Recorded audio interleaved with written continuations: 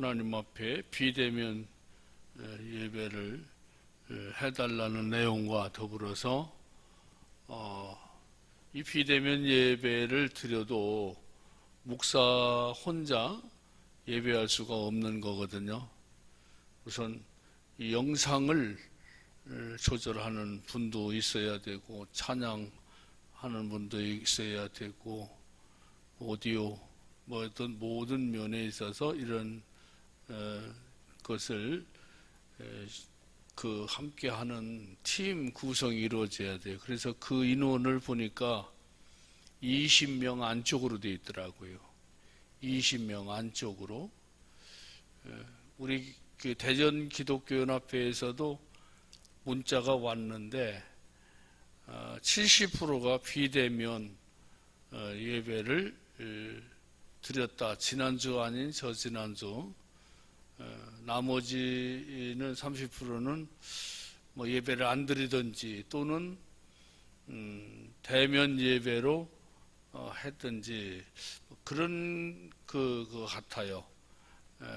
그런데 여러 모양으로 아마 고발 같은 게 많이 들어오는가 보죠. 저 교회는 예배를 드리고 있습니다. 그러면서 그런 일이 있다라고 하면서 끝까지 우리 교회들이 잘 지켜달라라고 하는 이런 이야기가 메시지가 들어왔어요. 근데 제가 어저께 지난 주일날 설교한 내용을 좀 메모를 해가지고 말씀 원고에 홈페이지에 좀 올렸는데 사실 이 나라가 지금 굉장히 어려움을 겪고 있는 것이 사실이에요. 그야말로 전쟁을 하고 있습니다. 전쟁을 하고 있는데 코로나와의 전쟁이 코로나와의 전쟁 또는 이 생각들이 달라서 좌우의 전쟁이 있고 경제적인 전쟁이 있고 그야말로 삶의 전쟁이 지금 계속되고 있는 이런 상황 속에서 우리가 해야 할 일이 뭐냐? 해야 할 일은 정신 차리고 깨어서 나라를 위해서 기도하는 그 일을 해야 되는 거예요.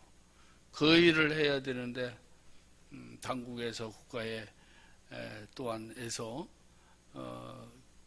대통령을 의시해서 법무장관 그리고 또 여러 모양으로 이렇게 이제 특정 교회와 목사님을 놓고 이렇게 비판하고 비난하는 그런 일들이 벌어지고 또 안전대책에 역행을 한다든가 방해하는 그런 이들은 법정 최고 구형을 나리겠다 이러면서 떵떵거리고 그야말로 굉장히 위협적인 이런 말들을 하고 있어요. 그런 걸 볼 때에 우리 믿음의 성도들의 모습을 보면서 이럴 때일수록 더 믿음을 굳건하게 지키고 그렇게 하나님께 의탁을 해야 되는데 하는 아쉬운 그런 마음을 갖고 있습니다. 그래서 눈만 뜨면 늘 저는 나이가 먹어서 그런지 나라를 위한 걱정이 굉장히 많습니다. 태산 같습니다. 태산 같고 속상하고 스트레스 받고 슬프고 그렇습니다.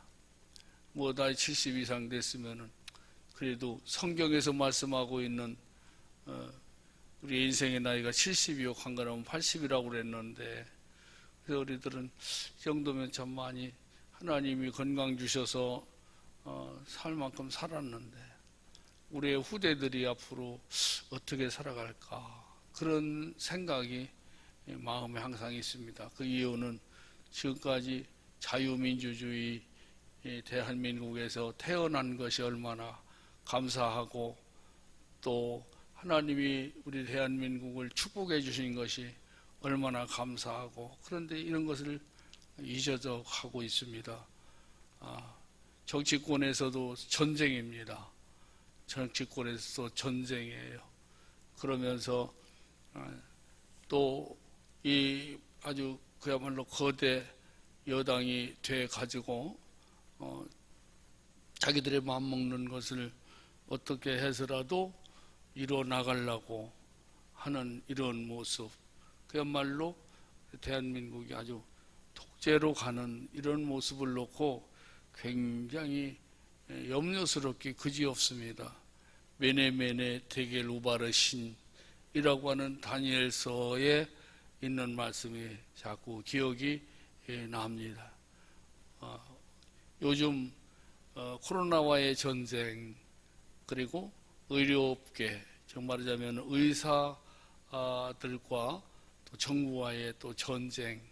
그래서 그걸 보면서 저 의사 선생님들이 왜 이렇게 더운 날씨에 밖에 나와가지고 저렇게 그냥 싸우고 저렇게 옷을 벗어서 내놓고 하고 왜 저럴까?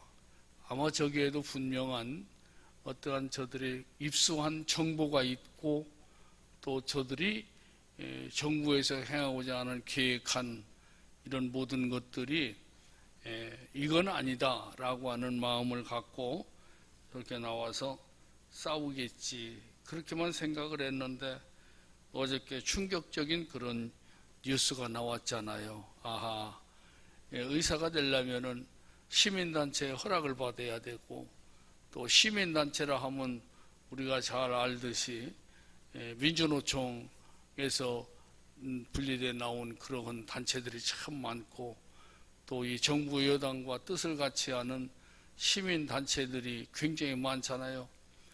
그들은 다 누구겠어요?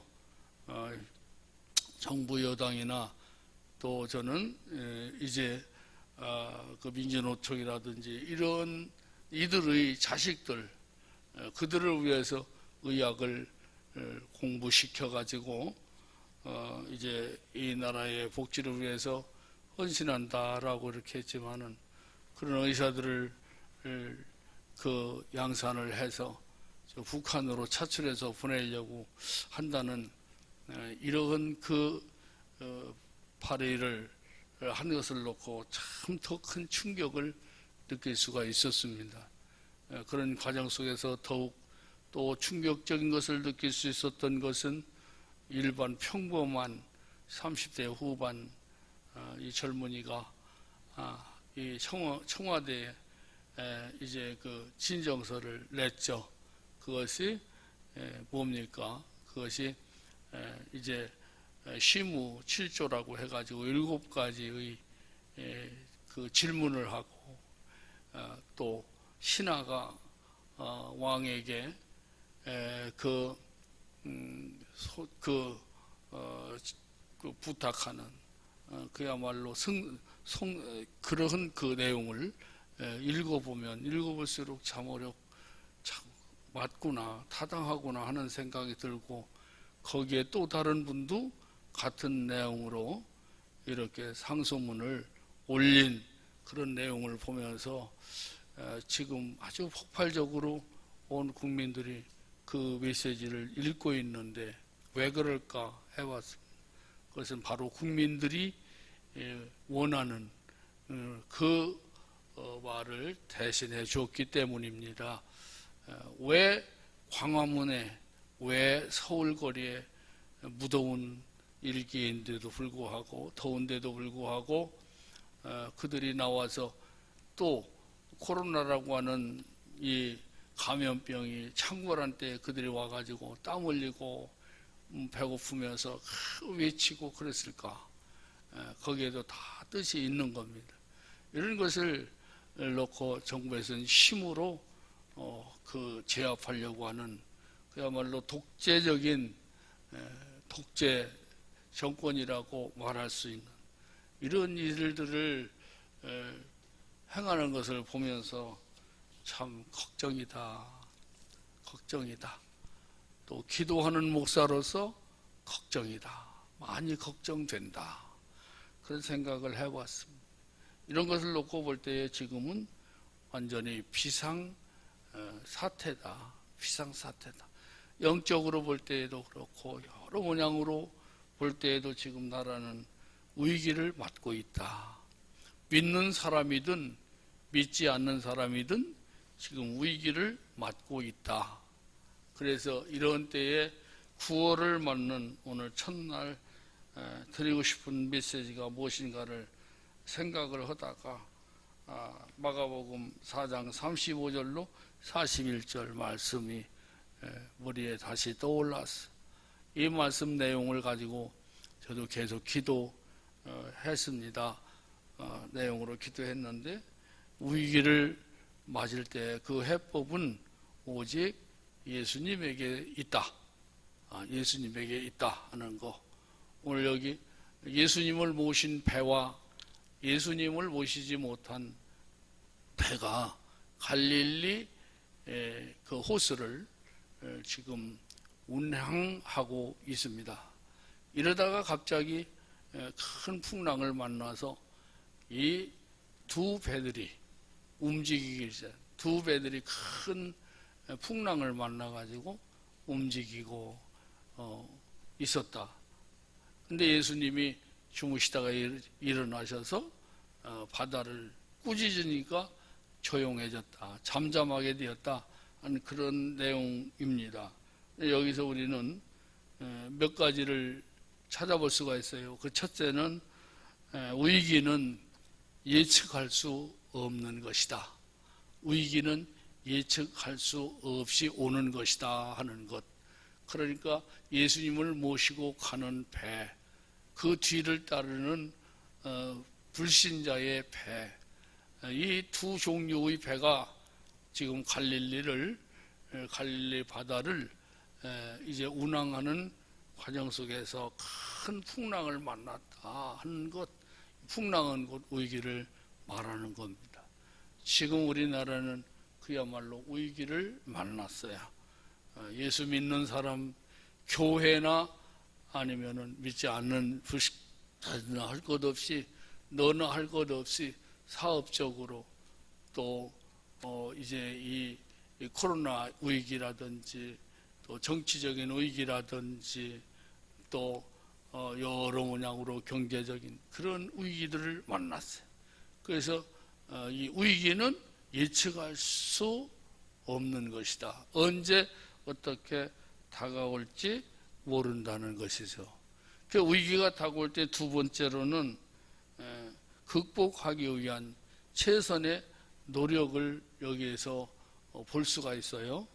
그래서 그들은 배에 들어오는 물을 퍼내고 최선을 다해서 노력하는 그런 모습을 볼 수가 있듯이 지금 이 코로나가 금년 초부터 우리 대한민국에 들어옴으로 말미암아서 무엇보다도 애를 많이 쓰시는 분들은 이제 의료진인 것 같아요. 의료진들이 그야말로 어떻게 하면은 이 확산을 좀 막아볼 수 있을까? 그렇게 열심히 일하고 있어요. 그리고 이제 이 무더운 날씨 속에서도 확진자를 감정하기 위해서 최선을 다하는 그런 모습 또는 그 백신 또는 치료제를 개발하기 위해서 애쓰는 그런 분들, 그리고 또 당국의 모든 분들이 정말로 애를 많이 쓰고 있는 것을 볼 수가 있어요. 아마 이런 과정을 통해서 이 코로나라고 하는 감염병이 그래도 이만큼이라도 그래도 이만큼 당하면서 우리가 하루하루 살아가고 있지 않나 그런 생각이 듭니다. 그 다음에는 위기를 당할 때에도 생각할 것이 있는데 그 세 번째로는 예수님 말씀을 순종하였음에도 불구하고 광풍은 계속됐다 하는 것. 말하자면 우리가 배 타고 저 건너로 건너가자 제자들과 더불어서 이렇게 배를 타고 예수님 말씀에 순종을 해서 가는데, 또 예수님을 모시고 가는데 에도 불구하고 광풍은 만났듯이 오늘날 이 코로나를 통해서 무엇보다도 많은 피해를 보고 있는 곳이 있다면은 교회가 아닌가, 바로 교회가 아닌가, 이런 생각이 듭니다. 여지까지 이런 일이 없었어요. 제가 예수 믿은 지 55년째 이렇게 됐는데, 이렇게 교회에서 대면 예배를 드리면 안 된다, 찬송도 크게 하면 안 된다, 기도도 크게 하면 안 된다, 10명 이상 되면 안 된다, 20명 이상 되면, 이렇게 하는 일은 없었어요.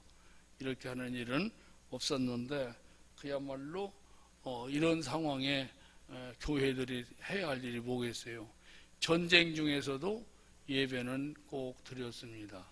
전쟁 중에서도 꺼적대기를 깔아놓고 금식하며 찬물을 마시며 무릎을 꿇고 교회는 기도해 왔습니다.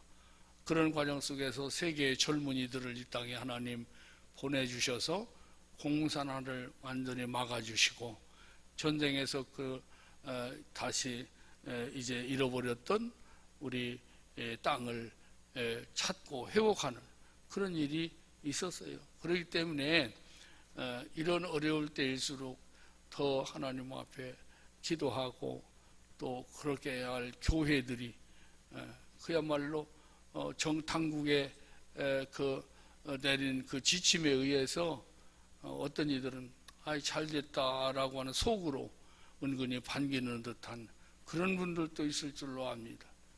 또 어떤 이들은 말하기를 예배는 꼭 교회에서만 드려야 되느냐, 그러면서 교회에서 예배 드리는 것을 좀 가볍게 여기는 그런 분들도 있어요. 그러나 예배는 교회에서 하나님 앞에 예배를 드리고 만나요. 지난 주일날 시편 20편의 말씀대로 그게 정답입니다. 그런데도 불구하고 교회는 뭐 하는 거예요? 교회는 희생과 헌신이 있는 곳이 교회입니다. 그래서 정부 당국에서 행하고자 하는 그 모든 말에, 그 모든 지침에 우리가 영적으로 엄청난 손해를 보고 있는 거예요. 예수 믿는 사람들은 영적인 걸 먹고 살고 영적인 힘으로 살아가거든요. 예배를 제대로 못 드리고 할 때, 이제 저도 그 설교를 해보면 같아요. 설교를 해보면은 제한 없이, 제약 없이 성도들이 모여서 함께 예배할 때 힘이 생기는데, 이 영상을 놓고 예배를 할 때, 설교를 할 때는 자꾸 더듬적거려지고, 또 자꾸 말문이 막혀지기도 하고, 그런 게 있거든요. 그러니까 이런 과정, 코로나를 통해서 가장 피해를 보고 있는 곳이 교회예요. 그런데도 불구하고 은근히 교회가 제일 핍박을 받고, 그 어떤 특정 교회나 특정 목사를 이제 놓고 막 비판하고, 또 언론에서 막 툭 하면 어느 교회 코로나 확진자 몇 명, 이런 식으로 교회를 압박하는데, 이거 하나님 보십니다. 그래서 우리가 하나님 뜻대로 살아보려고 교회가 눈물 뿌리며 기도로 쌓았는데도 불구하고 코로나에 대한 그 교회의 피해는 계속되고 있다는 거, 이런 것을 놓고 보면은 예수 믿는 배도, 예수님 모신 배도, 그리고 예수님이 말씀에 순종한 제자들에게도 이런 풍랑, 위기를 맞고 있듯이, 오늘날 우리 교회들이 이런 과정에서 약해지거나 또 이런 과정에서 실망하지 말고 더욱 해야 할 일이 있다면 그게 뭡니까? 네 번째로는 예수님을 깨우라는 거죠. 예수님을 깨우. 우리가 살 수 있는 길은 예수님을 깨우는 것밖에 없다. 우리가 바가지를 가지고 물을 퍼내도 소용없고 우리 다 살았다 이제는 죽을 수밖에 없다 그렇게 낙심해도 소용없는 것이고 우리가 할 수 있는 것은 예수님이 주무시는 것을 보고 제자들이 예수님을 깨웠듯이 우리가 예수님을 깨우는 도리밖에 없다. 이 나라가 살려면 그것밖에 없다는 거 기억해야 되는 것입니다. 마지막으로 두려워하지 말라는 예수님의 말씀을 우리가 가져야 하는 겁니다. 여기 말씀 속에서도 뭐라고 말씀합니까? 예수님께서 말씀하시는 내용이 40절로 41절 두려워하지 말라는 거. 지금 우리가 국가적으로 이런 어려움을 겪고 있고 그렇지만은 두려워하지 마라. 두려워하지 마라. 예수님 말씀 한마디면은 해결되는 것이다 하는 거. 지금 우리 주님은 보고만 계신 것 같아요. 그리고 예수님은 주무시는 척 하는 것 같아요. 배에 비창해서 예수님은 주무시든지 주무시는 척 하든지 또 제자들이 물 퍼내는 거 다 알고 보고 부르짖고 두려워하는 거 예수님 다 아십니다. 하시는 말씀은 두려워하지 마라. 두려워하지 마라. 어째서 두려워하느냐. 그렇게 예수님 말씀하고 계신 것입니다. 마지막으로 또 한마디 한다면 위기를 잠잠케 할 수 있는 위기를 오히려 기회로 만들 수 있는 것은 작은 배 안에서 나왔다는 거. 작은 배 안에서 나왔다. 해법은 작은 배 안에서 나왔다는 거예요. 작은 배 안에서 주무시는 예수님이 눈을 뜨시고 뭐라고 말씀하셨습니까? 고요하라. 39절에 고요하라는 이 말씀을 하고 있잖아요. 작은 배에서. 그래서 해법은 교회에서 나오는 겁니다. 해법은 큰 교회라고 해서 거기서만 나오는 게 아닙니다. 작은 교회에서 또 해법은 있다는 것입니다. 그리고 하나님은 큰 일을 행하실 때에 큰 것을 통해서 하시지 않았습니다. 작은 것을 통해서 하셨습니다. 작은 것. 그래서 우리가 이 말씀을 이 9월 달에 첫날 드리는데 해법은 작은 곳에서 나왔다 하는 것. 이걸 기억하고 나라를 위해서 그야말로 기도하고 여러 모양으로 지금 또 우리나라가 언론에 굉장히 문제가 있어요. 지상파 방송이라든지 또는 종편 방송까지도 정직하게, 공평하게, 진실하게 그렇게 방송하는 그런 방송 많지 않아요. 그래서 우리가 기억할 것은 나라를 위해서 진실한 마음으로 다스리게 해달라고 기도하고 또 우리가 우리를 다스려 달라고 이 정부에게 표를 줬잖아요. 그러면은 염려하지 마십시오. 당신들을 위해서 우리가 열심히 일하겠습니다. 책임감을 가지고 정부가 세워졌잖아요. 근데 그 책임을 다 떠넘겨버려요. 자기들이 책임지는 게 없어요. 과거에 그 대통령들이 그렇게 해서 그 정부들이 그렇게 해서 집값이 올라 있느니 뭐니 해가면서 그냥 거품을 물고 책임을 떠넘겨요. 우리 책임입니다. 그러면서 대화가 없어요. 너무 독재로 나가고 있어요. 이런 걸 놓고 볼 때 참 나라가 큰 위기다. 갈릴리 바다에 풍랑이 일었던 것처럼 위기다. 이걸 기억하고 여러분들 나라를 위해서 하루도 빠짐없이 기도해 주시기를 바랍니다. 우선 코로나가 빨리 멈추게 해달라고 또 대통령 이 정부가 그야말로 헌법을 지키겠노라고 선서하고 출범을 했으니 법을 지키는 정부가 되게 해달라고 기도하고, 마지막으로 세 번째로는 우리의 국민들이 현명하게 해달라고 기도하시기를 바랍니다. 그리고 또 한 가지는 민주주의를 위해서, 의를 위해서 이렇게 투쟁하는 단체, 투쟁하는 분들에게도 항상 용기를 더해 달라고 기도하는 그런 9월로 삼으시기 바랍니다. 아버지 하나님, 오늘 본문의 말씀을 통해서 이 나라의 현실을 보면서 주의 종이